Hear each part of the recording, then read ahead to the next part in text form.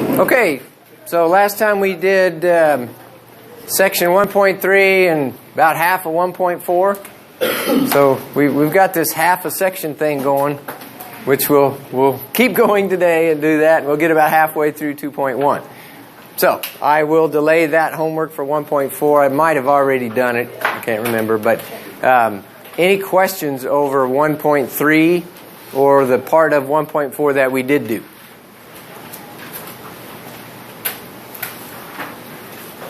No questions? Does no questions mean it was easy? Or I haven't started it yet? Okay, but don't forget, 1.3 is due tonight by midnight. 1.4 will be due on Friday, because I'm going to do a little bit more with that today. Right? Okay, and I'll be able to get a little ways into section 2.1, but I won't quite get that finished probably. I want to start looking today a little bit at your data as well. All right? So we're going to use your survey that you did for a lot of what we do in chapter 2. Okay? So section 1.4, we were talking about how to critique a published study. Okay? Do you remember some of the things that we talked about there? What kind of things should you consider? Okay, consider the source. That's kind of a standard term. Consider the source. Who's published this? Was it a newspaper? Was it somebody's blog on the internet? Or was it a scientific journal that has peer review of publications? The source can tell you a lot about the quality of that research. Right? Well, where I left off last time, we hadn't really talked about the different types of bias that can creep into a study. Actually, I think I'll use that. I'm going to go ahead and pull up the PowerPoint.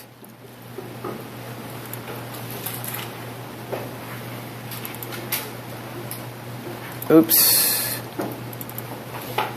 Over section 1.4.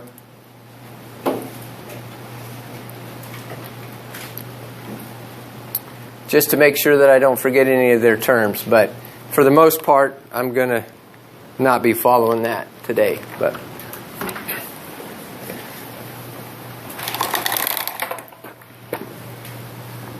okay, so we've talked about bias before, and we've defined that term, bias. So it says, bias is favoring of a certain outcome in a study. Right? So bias is really anything that can affect how well the results can be used to make inference back to the population. Right? So anything, bias in general is just a measure of how representative the sample is of the population. Right? So sampling bias, let's talk about that one first.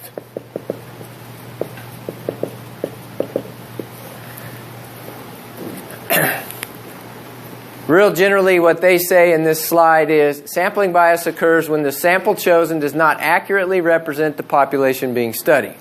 Right? Well, that really, to me, that's more the broad definition of bias, when your study is not representative of the population. But sampling bias occurs mainly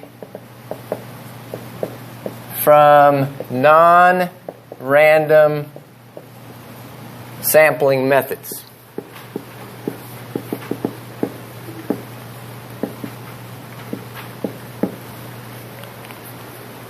Okay, we talked about voluntary response samples at the end last time. What is a voluntary response sample? Yeah. Where, like, people who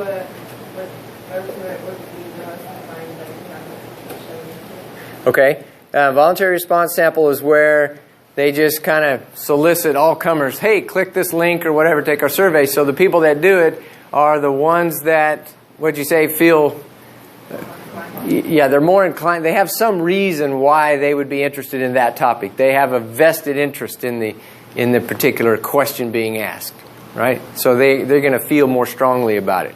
Well, if they're the only ones who respond, then you get only the extreme opinions. You don't get the middle of the distribution where most of us lie. Right? So the sampling method for a voluntary response sample is not random. So it can lead to bias. Right? The most famous example of this, it's not talked about in this text, but the 1936 presidential election.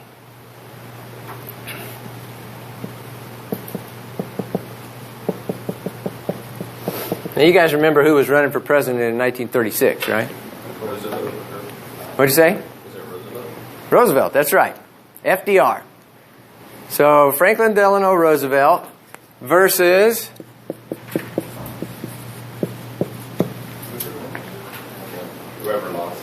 whoever lost. Alf Landon. Alf Landon was the Republican candidate. Who was Alf Landon? Lived right here in Topeka, Kansas. Yep. He was governor of the state of Kansas at the time. He was the Republican candidate, and FDR was the Democratic candidate. And the premier polling institution at the time was a magazine sort of thing, news magazine called the Literary Digest. And the Literary Digest would conduct these political polls all the time, and they wanted to have a really big sample because they knew that big samples were better than small samples. And so they sent out about 10 million postcards to houses all over the United States and said, who are you going to vote for? And they got about 1.5 million of these back. So they had a huge sample of 1.5 million voters. And overwhelmingly, their poll said that Landon was going to win by a landslide.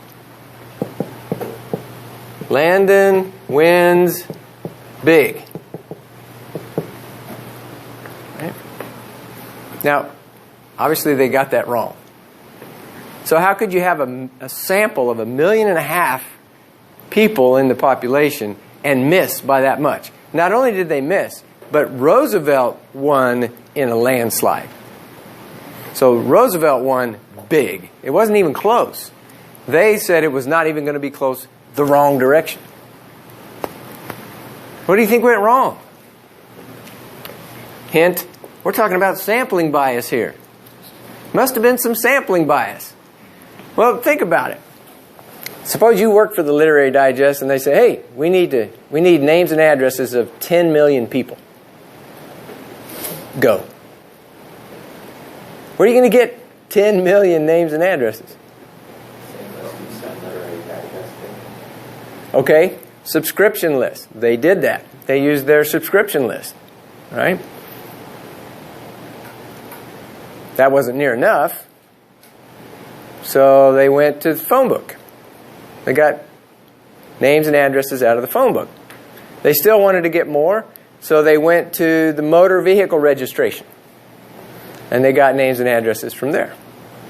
And then to top it all off, they actually used whatever other lists they could get their hands on, and it included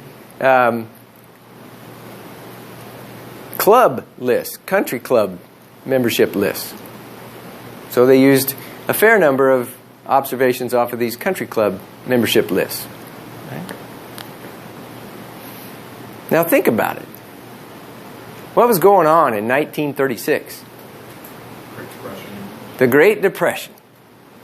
Right? Who had telephones? The rich people. Who had motor vehicles? The rich people. My dad was born in 1932 in Uniontown, Kansas. Population 300. They didn't have a car. They didn't have a telephone.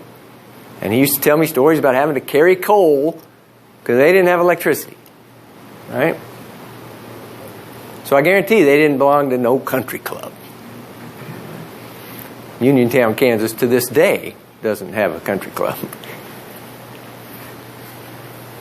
So who did they bias their sample toward? Rich people. So typically, more affluent people tend to vote how? Republican or Democrat? Republican. So they didn't realize it, but they had a sample of 1.5 million Republicans. And they asked them, who are you going to vote for? Duh, I could have told them that answer for free. The Republicans are probably going to vote for Landon. The Democrats are probably going to vote for FDR. Right? So they got it way wrong. They actually got it right, but their population wasn't what they thought it was. Their sample was not representative of the general population. It was representative of Republicans. So they correctly predicted that Republicans would overwhelmingly vote for Landon. Right? No great piece of news there. But at the time, there was a guy working for the Literary Digest who, not because necessarily of this particular poll that they were going to conduct, but he knew more about statistics and sampling methods and that sort of thing and thought, I can do this better myself. So he went off and did his own truly random sample of the voting population in the United States, but he only used 3,000 or 4,000 people in that sample, as opposed to 1.5 million. Right? So you would think, well, his wouldn't be as good. But he very closely predicted the outcome of the actual election. But he did another thing, which was really savvy. When he published his results, he also said, and when the Literary Digest releases their poll next week, here's what they're going to say.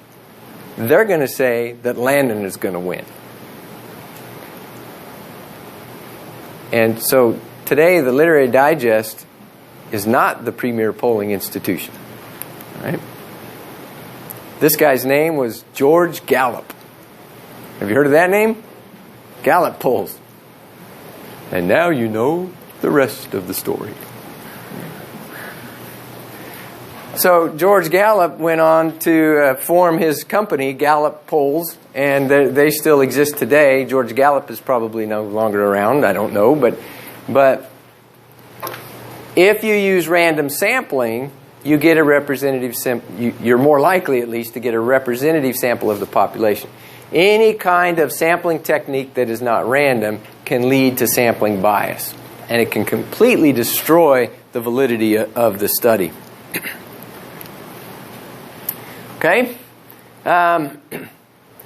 Here's a couple of definitions. They say a dropout are participants who begin a study but then fail to complete it.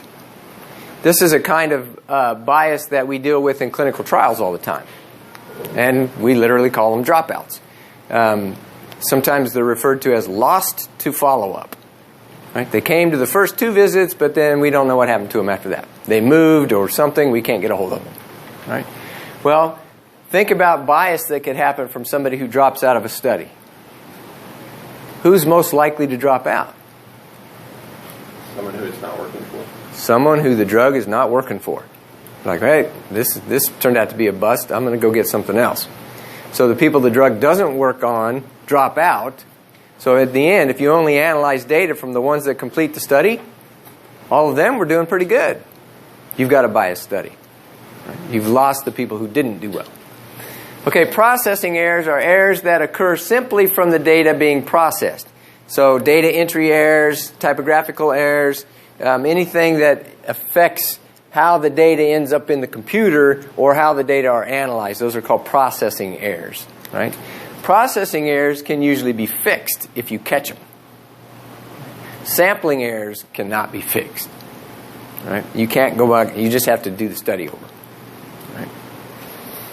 Okay, so let's talk about some other types of bias besides sampling bias. The next one in the book, I'll go the same order that the book does here. They talk about researcher bias.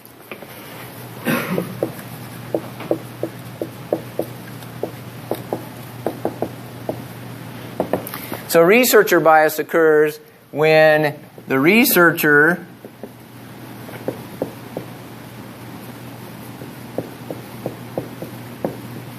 influences the outcome. And this can be intentional or it can be unintentional. Intentional or unintentional. Since I don't know how to spell intentional, I'm just going to abbreviate. Actually, no, but I'd have to figure it out. Right? So here's an example of researcher bias. Kimberly? Yeah. Okay, got it. Kimberly, I'm conducting a survey on the use of disposable diapers. Will you take my survey? Correct answer is yes. Oh, yes. Thank you. How do you feel about the use of disposable diapers in this country, knowing that every year millions and millions of pounds of extra refuse goes into our landfills because of it? Not good. Oh, not good. Did I influence the outcome? How? Made it seem really negative. That's called a leading question or a loaded question. I loaded the question with the answer I wanted to get. Right? I made her know what I wanted the answer to be. She's a nice person. People don't like confrontation, right? If they can sense that you want them to answer a certain way, they'll answer that way just so they don't get an argument out of it, right? So that's a way that a researcher can bias the outcome of a study. That was intentional, but it can also be unintentional. Sometimes even just the order that you put questions in a survey can influence the way things are answered, right? Here's an example. Do you feel like that Russian newspaper reporters should be allowed to come into this country and report whatever they want?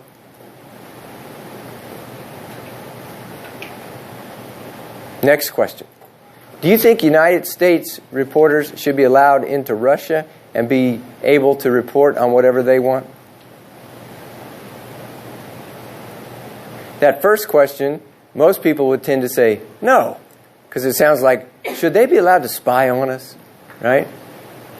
But if I reverse the order of the questions, you get very different results. If you ask it, United States people going in there first, everybody says yes.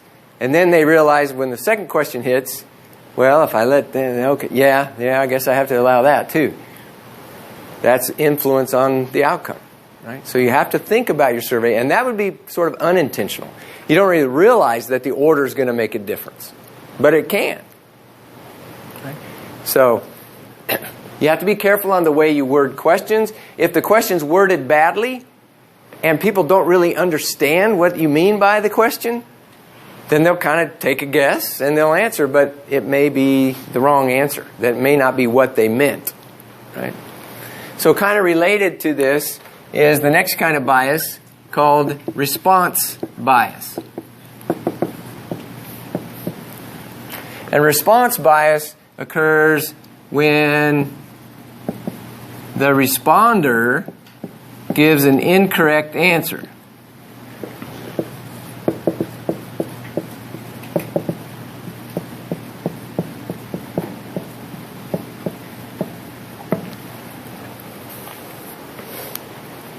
Okay? And again, this can be intentional or unintentional. And so if the question was worded badly, they didn't understand it, they may give an incorrect answer because of that. Well, that's response bias, right? So the researcher can bias by intentionally making a question confusing, or it can be unintentional, but also what happens because of that is response bias, right? Here's another way response bias can happen, right? And I forgot your name. Stephen. Stephen, I'm conducting a survey on illegal drug use on our college campuses, right? Are you today or at any time in the past, have you used illegal drugs? No. He said no. You see, he lied. If they give an incorrect answer, that's response bias, right? Oh, and by the way, I'm wearing my police uniform. If you're going to ask a question in a survey like that is controversial, personal, should it be done face-to-face like this? No. How should you do that?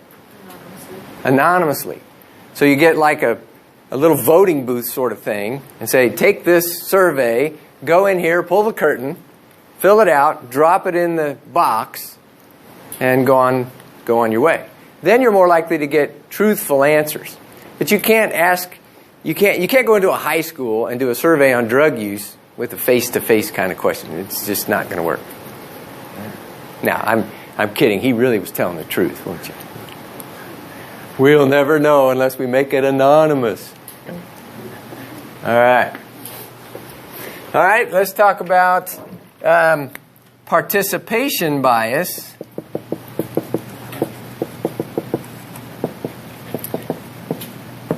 And as a sub-part of this, non-response bias. These are really the same kind of bias, but worded from the opposite direction. So participation bias occurs when the people who participate are somehow different than those who don't. So you can also think of that as non-response bias.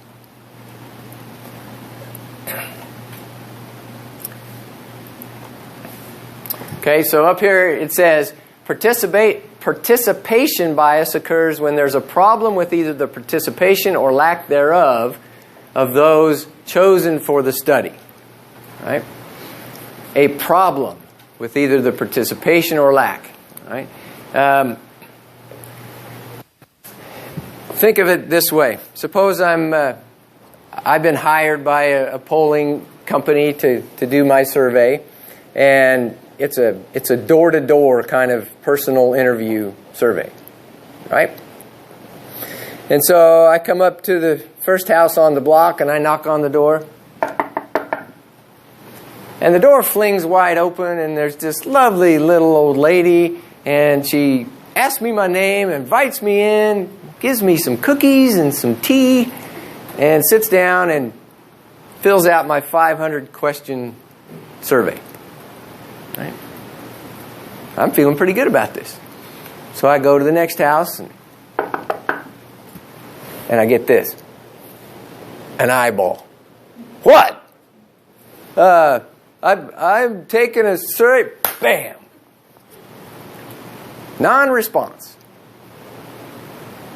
Do you think there might be any difference in the way that the person who did answer it filled out the question and the way the other guy would have answered the questions if he had responded? Yeah. If there's a systematic difference between those who participate and those who don't, that's bias. But it only is a problem if there's very much of that. So if 97% of the people respond and you only have 3% non-response rate, you don't worry too much about it. Now think back to the Literary Digest poll. I purposely didn't talk about it at the time. What was their non-response rate? 85%.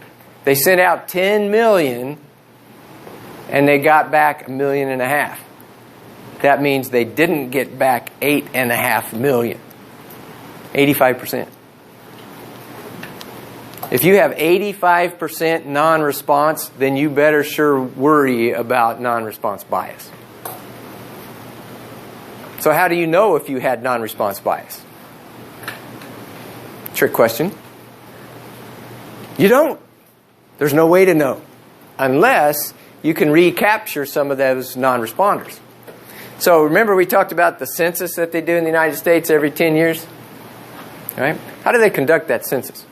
The census isn't just how many people live in this house anymore. That's what it used to be back in 1820 when they started it. But now it's a big, long survey that you fill out. They take all kinds of information on income, education, what your children are doing, and what's their education. All kinds of stuff is in that thing, right? So how do they conduct it? Did any of you remember in 2010, just, I guess it's been 5 years ago, how that was done? They mail it out to you. It arrives in the mail. And if you were in one of the randomly chosen lucky ones, you got the long form. And it had like 255 questions on it. And if you got the short form, which was the majority of people, it was like 85% short form and 15% long form. But if you got the short form, it had only like 50 questions. And those 50 are the first of the 255 on the long form, right? So some people got randomly chosen to answer more questions. But anyway, it arrives in the mail. So they send it out and they wait for them to come back. Are they going to get them all back? No, they're not going to get them all back. But they know about non-response bias at the U.S. Census Bureau. There's a lot of statisticians that are very well trained that work there. Right? It's a great place to work, by the way. They have good benefits and everything. Now, what do you suppose they do for the people that don't send it back? They send somebody to their door. Not yet, but yes. Send a message to... They send out another one. So if 2 weeks goes by and they don't get it back, they send you another one. Say, oh, we noticed you didn't send in this survey. And they have a whole letter about how important this is to the economics in this country. So they try to make you feel guilty. Now, mail it back. So some of them do come back. So they've captured some of the non-response, but not all of them come back. So then they call you.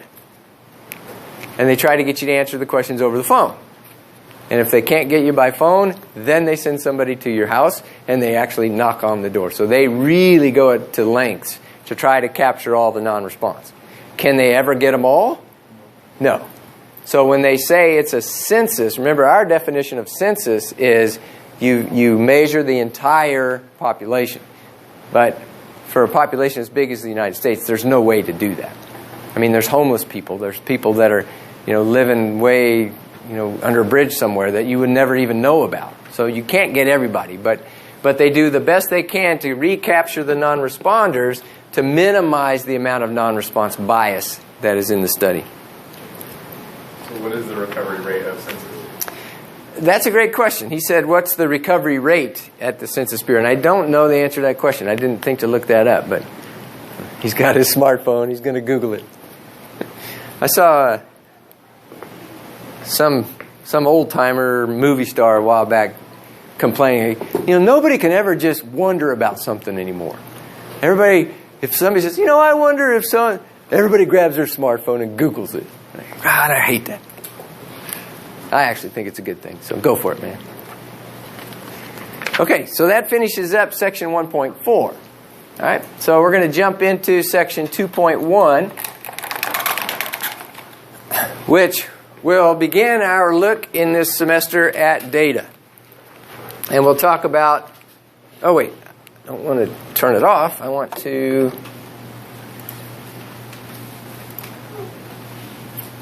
pull this up. So chapter 2 is called Graphical Descriptions of Data. All right, so it's all about bar graphs and pie charts and stuff like that. Right? So we're going to be doing a lot of that for the next few days. And I will do most of it based on stuff that we collected in your survey that you turned in. But I will confess that I'm not ready today. I got here in plenty of time this morning to get it done, and my computer would not connect to the server, and I couldn't get to the stats package that I needed to analyze. I had the data, but I couldn't get to the software to analyze it. So what I'm going to show you are some things from last semester's data. And then yours will be very similar, I guarantee. But then on Friday, I will have updates using your data. Okay? So remember the layout of the data. We have each row represents what? One response, right? A responder or a subject, right? So the rows are the subjects, and the columns are the variables, right? The variables. The answers to the questions that you ask them, right? So variables or characteristics of the subjects. And we call them variables because they vary as you go between subject to subject to subject, right? So that's known as variability. That's a big part of statistics, is getting a handle on how much variability is there. Variability is kind of where we want to start this discussion. To get an idea of the characteristics of a particular variable, we need to know about its distribution. So what does that word mean, distribution?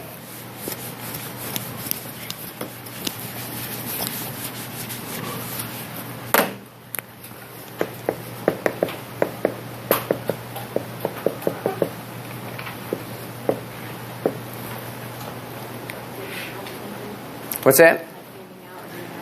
Okay. She gave a very good answer, a very correct answer, but the wrong definition.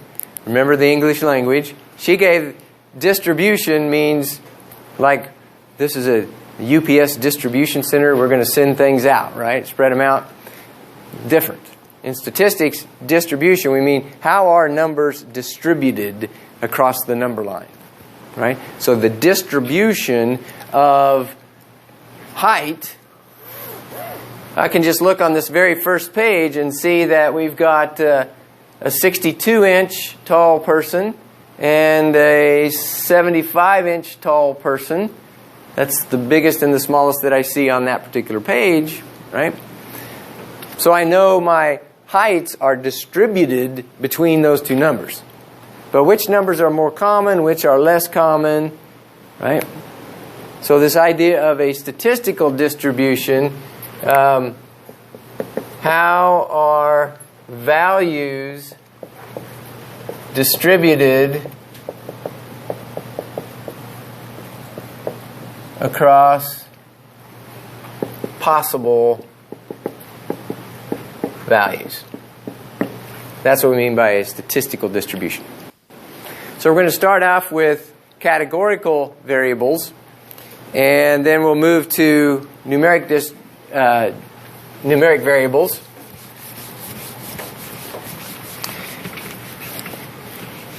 And the first section of Chapter 2, Section 2.1, is titled Frequency Distributions.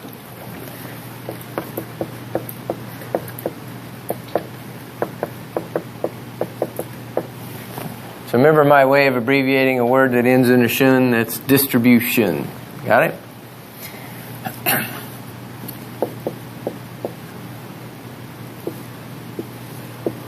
So we'll start with categorical variables. And to make a frequency distribution, which you'll hear me say frequency table more than frequency distribution, but it's just terminology. The book says frequency distribution. But a frequency table, you list out for a categorical variable, you list out the categories. So if you have if you have data collected on, say, what type of car you drive, then you might have Ford, Chevy, Dodge, Toyota, how do you spell Toyota? Toyota. There you go. Dot, dot, dot. Then the next column is called the frequency. So what does that word mean, frequency? How many times it appears? Okay? How many times it appears. So it's a count. Right? So another word for frequency is count. So in the survey, you just count. Well, how many people said they drove a Ford? How many people said they drove a Chevy, and so on? Right? So these are the categories.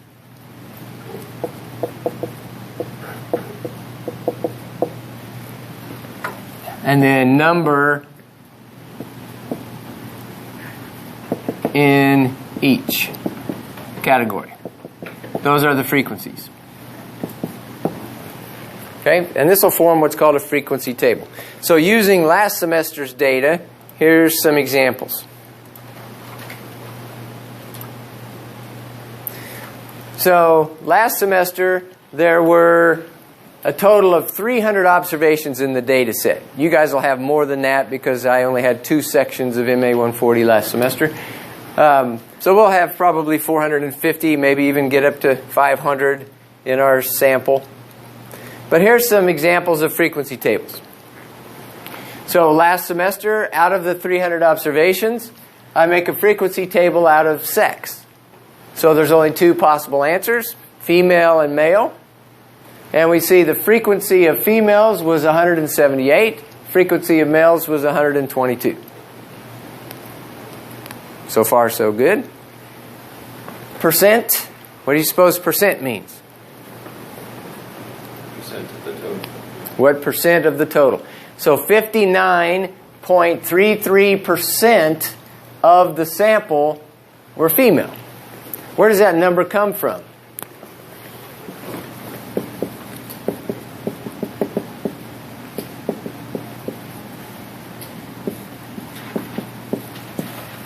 What 2 numbers do I divide to get 59.33? Divide 179 by 200. Okay. 300 by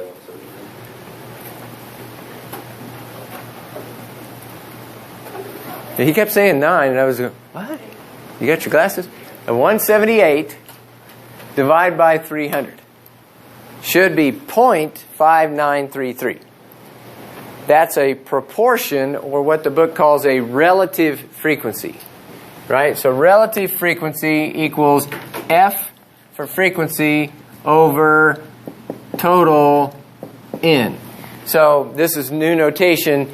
F, a lowercase f means frequency. So these would be each of these would be an F for that particular class. And then the lowercase n in statistics always means sample size. Right? So lowercase n is sample size. So if I take the frequency in a class and I divide by the sample size, I get the relative frequency. So if you do that on your calculator, oh, and by the way, from this day forth, always bring your calculator to statistics class. Okay? Because I will be teaching you occasionally how to use some of the more advanced functions on it, and you don't want to have to try to remember for when you get home, right? So relative frequency, if you take your calculator and take 178 divide by 300, you should get 0.5933. And probably more decimal places. Is it 33 repeating? Yeah? Okay. And then how do you get a percent out of that? You just multiply by 100. So the only difference between a proportion or a relative frequency and a percent is whether or not you multiplied by 100. Right? Now, I don't get picky about that at all. If on a test I say, what percent of the subjects were female, and you answer 0.5933, I'll say, oh, they did proportion, not percent. That's fine. But on the online homework, they may be more picky about that. Right? So if they ask for a percent, they want a percent, not a proportion. So if they say, oh, you got it wrong, check that first. Right? Because it's a pretty simple error. So it's kind of interesting that last semester we had almost 60% female and 40% male. Most semesters it's more even than that. It's closer to 50-50. But for some reason, last semester it was 60-40. If we look at exercise, there's only 2 possible answers, yes and no. And we had 99 no's, 200 yeses, and 1 missing value. Somebody didn't answer that question. So either they missed it or it was a typo, they forgot to enter it, who knows, but it's gone. It's missing data. So now there's only 299 total. If you take 99, divide by 299, you get 33.11. If you divide 200 by 299, you get 66.89%. Right? So 2/3 of the sample last semester said they exercise. What do you think about that number as a number to make inference to the general population? Do you think 2/3 of the general U.S. adult population exercises? No. So we have some bias in our sample, don't we? Right? Well, either we have bias or we just don't know what our population is. Our population is probably not the general U.S. adult population. As we look at frequency distributions here, we'll see that, no, we are slanted way more towards, what do you guess? College students. College students, who are much younger, much more active, much more likely to say, yes, they exercise. Also, much more likely to say, no, I don't smoke. 88.6% of people last semester said they don't smoke, and only 11% said they did smoke. Right? The general U.S. population has been declining over the years, but it isn't down to 11% at this point. It's still up probably about 18%. When I first started drawing this survey, the national smoking rate was about 25%, and it's been coming down. I'll show you a graph in a few days when we get to time plots that shows over the semesters that we've collected this data that it's been coming down. So that's good to see. I like that. So let's look at health rating. So here is the health rating question. And remember 1, 2, 3, 4, 5, but these numbers don't mean anything. They're just names. They are categories, right? But what kind of data is this? It has a special name. Ordinal, good. It's ordinal data. What did you say? Subjective. Well, it is subjective, yeah. But this type of response is called ordinal because it's categorical, but they are ordered categories. You can put them in an order, right?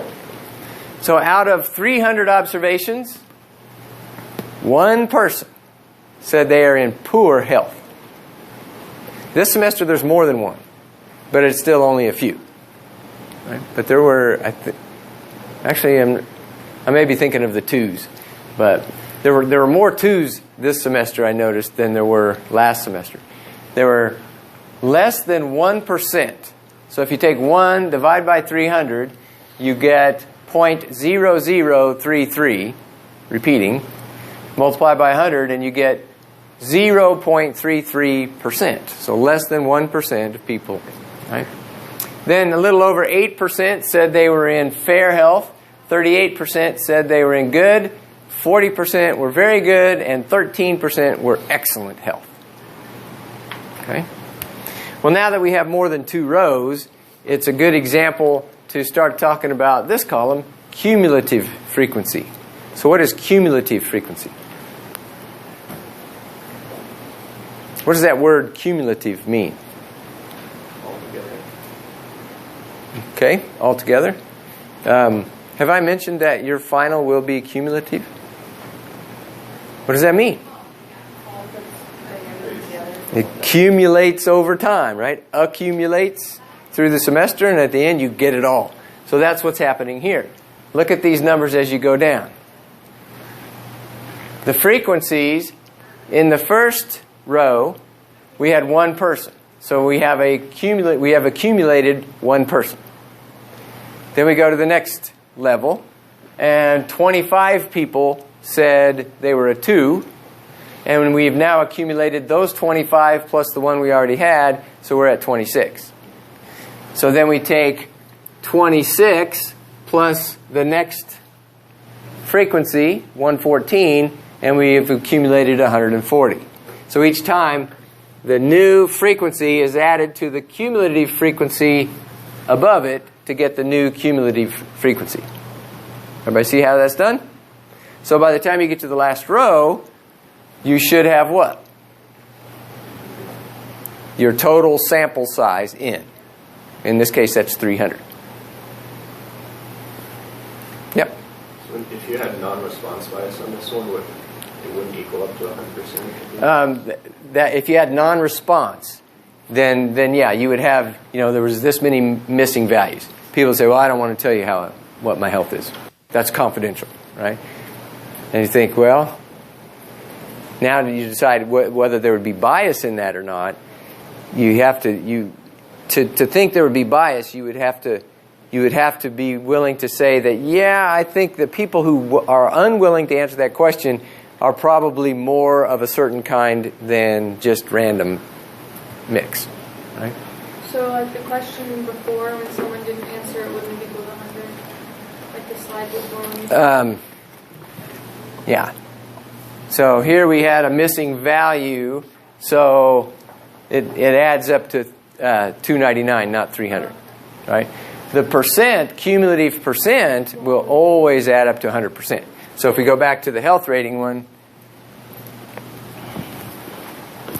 then the percents accumulate just like the frequencies do, and by the time you get to the bottom, you've accumulated 100%. Right? So if you have missing values, they aren't included in that, so you'd still hit 100% of whatever you had data for. Okay? All right. So let's talk about numeric variables. And I'm not going to have time to finish this, but